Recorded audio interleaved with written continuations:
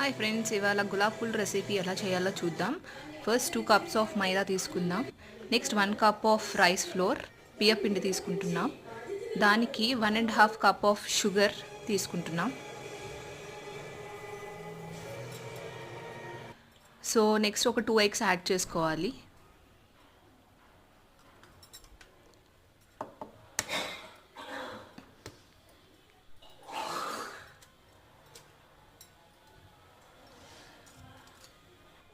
దాన్ని బాగా బీట్ చేసుకుని మనకి దోసల పిండి కన్సిస్టెన్సీ ఎట్లా వస్తుందో అట్లా తెచ్చుకోవాలి.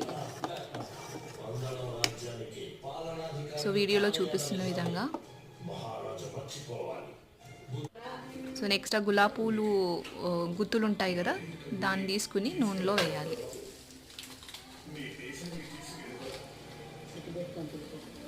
ఇలా ఒక షార్ప్ ఐటెంతో కానీ, నేను ఎరిగితే ఇక్కడ ఒక వుడెన్ స్టిక్ యూస్ చేస్తున్నాను. సో దాంతో చేస్తే మనకి ఈజీగా ఊడొచ్చేస్తుంది. దట్స్ ఇట్ అండి. సో ఇది కొంచెం గోల్డెన్ బ్రౌన్ వచ్చిన దాకా చూసి తీసేసేయాలి.